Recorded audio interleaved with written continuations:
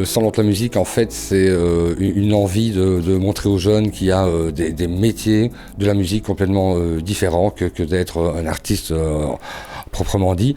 Donc en fait, c'est être ingénieur du son, c'est être VJ, c'est être graphiste, c'est être roadies, c'est pas mal de choses, des bookings, manager, des labels, net labels et beaucoup de choses, quoi. Voilà, c'est un petit peu ça qu'on veut montrer dans ce salon aussi.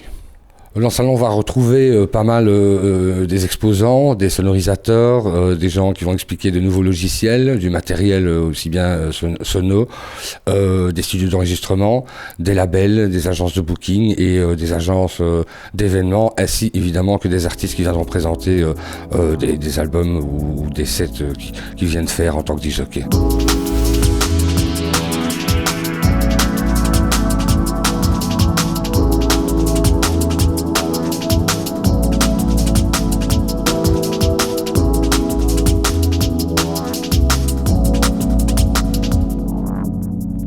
En fait, l'initiative, donc, elle vient à la base de Jackie, qui est venu me trouver et qui avait déjà une ASBL, donc Shadow Outpost, avec Evelyne. Le salon il était organisé par Shadow Outpost ASBL. On est une ASBL qui a été créée en 2000. Donc à la base, nous, ce qu'on voulait, donc, c'était surtout promouvoir la musique électronique alternative, mais d'ici là, donc les objectifs se sont un peu élargis. Et créer des expos, mettre les artistes en avant. En fait, le but, c'était de sortir les artistes de l'ombre, d'où le nom Shadow Outpost ASBL.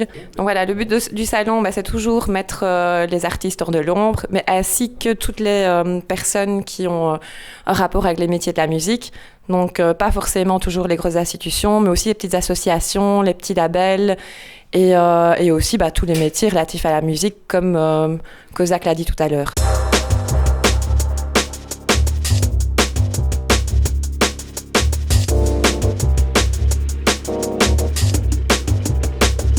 Créer un salon comme ça, en fait, ça n'existait pas, puisqu'en fait, en général, c'était réservé aux professionnels et c'était vraiment très très formaté et très ciblé sur la sono spécifiquement, ou alors les gens ne s'y retrouvaient vraiment pas. Là, on a voulu vraiment étendre le sujet à tout ce qui est vraiment métier de la musique. Donc, que de 7 à 77 ans, on peut s'y retrouver vraiment et vraiment trouver quelque chose qui correspond à un métier qu'on voudrait faire plus tard dans la musique. Au départ, ça a été assez difficile au niveau communication d'amener les gens au salon, parce que les gens pensaient que ça allait être justement, comme beaucoup pour le moment de choses, sont assez formatées et sont assez mises dans un seul créneau. Et là, en fait, ce qu'on veut absolument, c'est que les gens découvrent un maximum de choses, même très jeunes. Donc, il y a des parcours ludiques, et puis il y en a pour tous les goûts. Donc, il y a des gens qui peuvent aller écouter des showcases rock, aussi bien que de l'opéra, aussi bien que des concours de DJ, que ce soit en électro ou en rap ou en plein de choses, en fait.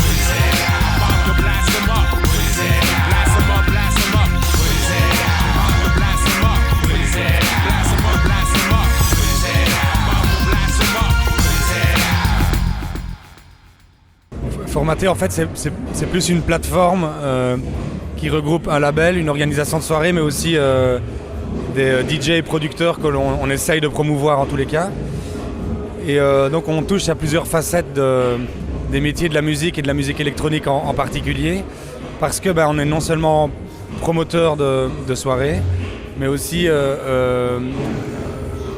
on peut dire ça comme ça, booker de DJ qui sont en fait les DJ de notre collectif et en fait les artistes qui jouent à nos soirées en plus des invités internationaux qu'on invite. Et à côté de ça, on a aussi un label de disques digital qui est en fait une collaboration avec un autre label flamand, Epias, qui est une semi-major en Belgique. Donc on touche en fait à plusieurs maillons de la chaîne, c'est-à-dire que on produit des événements sur lesquels on peut promouvoir les artistes de notre écurie, mais aussi on a une structure qui se passe après les soirées qui est le label et qui peut se vivre tous les jours chez soi dans son iPod ou devant son ordinateur, quoi. Dans la société, on a des gens qui vendent du matériel, on a des gens qui prestent. Donc on a une équipe de roadies qui sont susceptibles de monter le matériel, de le démonter, au service soit des artistes, soit des DJ, des choses comme celle-là. Voilà, essentiellement, en ce qui nous concerne, ça concerne évidemment la vente dont notre rôle en tant qu'engrenage, c'est de conseiller un petit peu aux gens ce qui leur convient. Donc on ne va pas fonctionner avec... on ne va pas pousser le matériel outre mesure, on va essayer de trouver ce qui convient à chacun en fonction de son budget. Donc en fait, les métiers de la musique au sein de ma structure, c'est la principale source d'occupation. Donc les principaux acteurs, moi je ratisse plus large que la musique dans le sens où ce qui m'intéresse, c'est tous les métiers de la création. Donc ça va de la scénographie à la décoration, vidéo, en passant par les ingé son évidemment, et puis alors les musiciens, les animateurs, les danseurs, le vidéographe.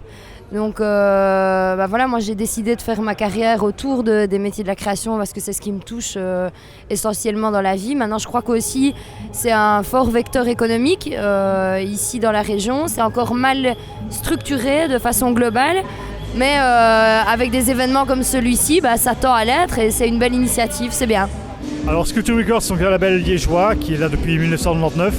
On a produit des artistes d'abord locaux et puis après des artistes plus connus comme Fafa Monteco de Superfunk en France, Sébastien Léger et dernièrement on a produit également Justin Harris de Music for Fix en Angleterre.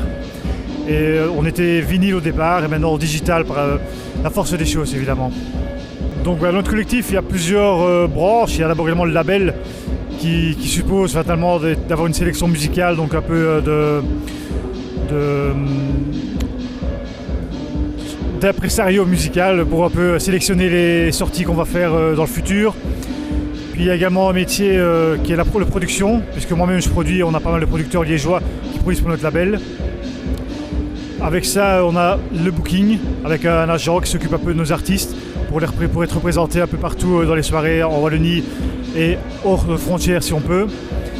Et également la partie promotionnelle, donc on organise nos soirées également, Sculpture Label Night à Liège, tous les 3 mois. Et donc ça c'est une question un peu de promotion au niveau du label.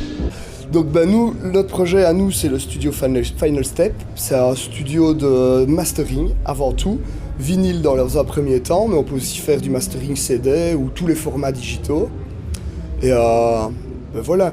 Donc chez nous, qu'est-ce qui se passe? C'est on nous amène un produit qui est déjà quasiment fini, ou en tout cas déjà mixé. On va travailler sur le master, comme le nom mastering le dit. Et alors, suivant le format que la personne voudra, on va appliquer soit un traitement, soit l'autre, ce qui permettra de le mettre soit sur un vinyle, soit sur un CD. Donc nous, quand on a commencé ça, le vinyle, on avait l'impression qu'il était un peu en perdition. Et en tant que DJ, on n'avait pas envie que ça meure. On a aussi des labels, donc on se disait c'est quand même le bon plan d'avoir cette machine, etc. Et en avançant dans l'aventure, on s'est rendu compte que le vinyle n'est pas du tout mort. Il faut savoir que depuis les années 80, les usines n'ont absolument pas baissé leur stock de plastique. Donc ça veut dire qu'on sort toujours autant de vinyle que dans les années 80. C'est juste que le marché a complètement changé. Donc on s'est rendu compte que maintenant le vinyle c'est devenu vraiment de l'artisanat. Et on fait appel c'est souvent des petites productions, des repressages et ce genre de choses.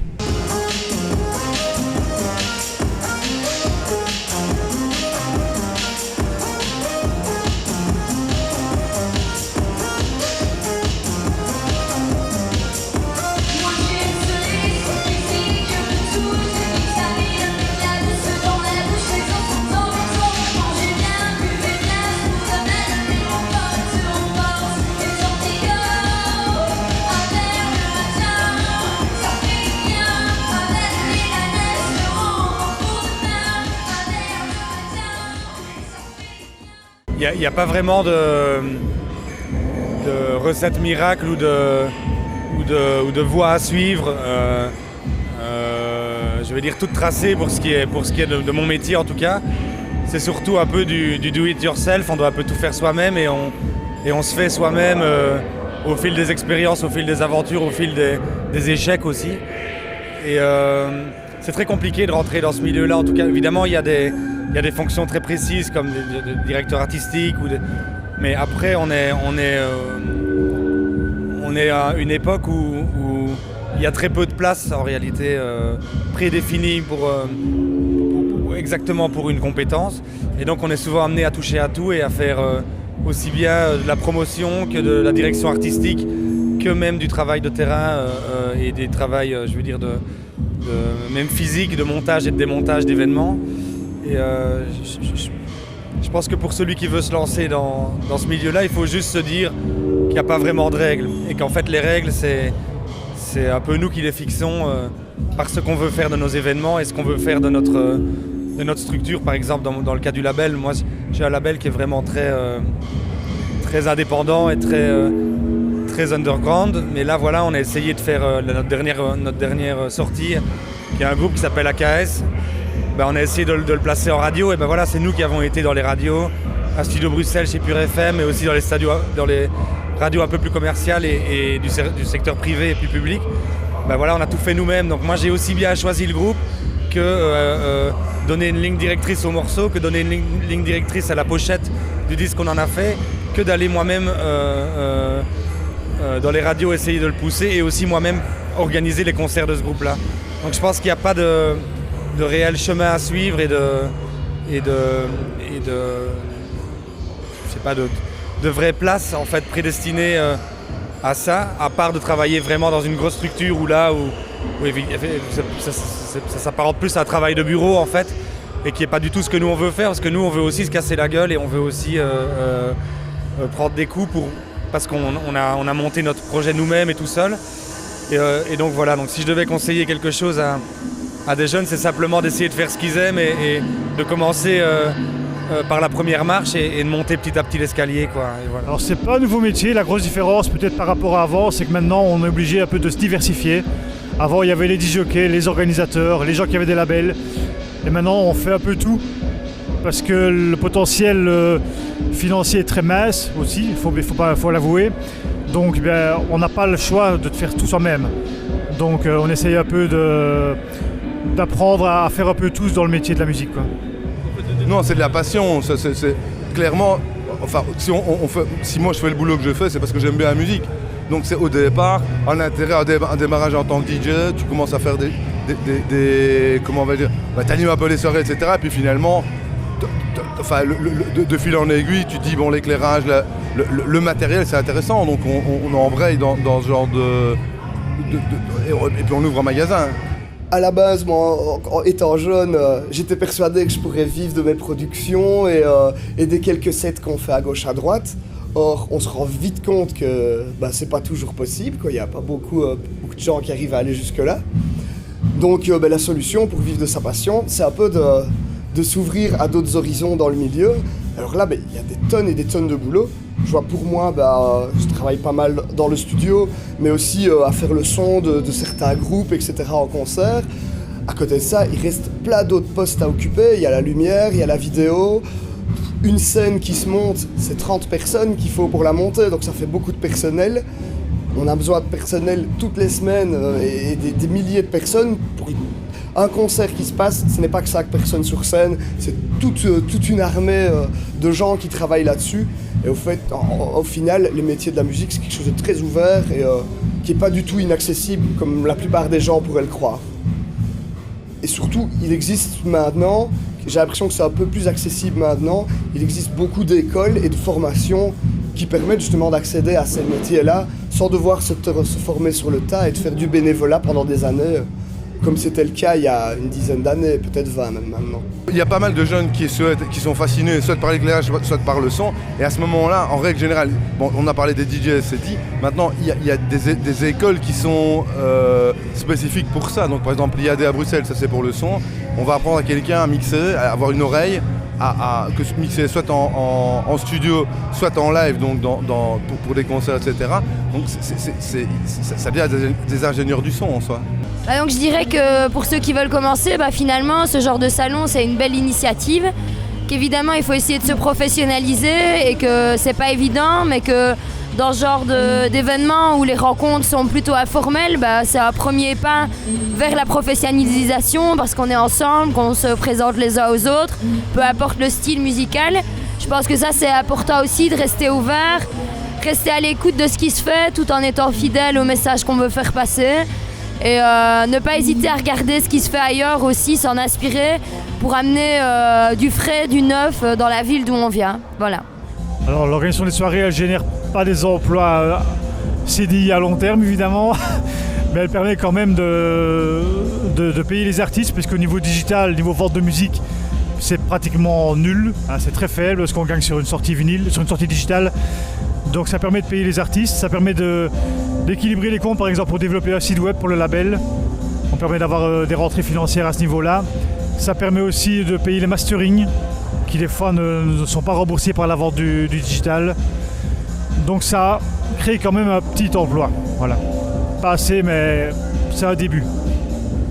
On est à l'ère du contact évidemment, donc c'est un métier de contact. Il y a du savoir-faire, parce que les contacts sans savoir-faire ne servent pas à grand-chose. Mais je pense qu'essentiellement, ouais, il faut savoir tomber la fierté pour aller à la rencontre de l'autre aussi.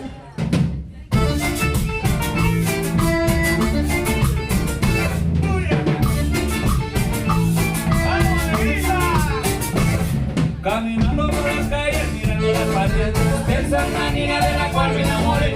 Una sola mirada y me dejó aquí. Yo que tengo un gusto poco, quiero verla de nuevo.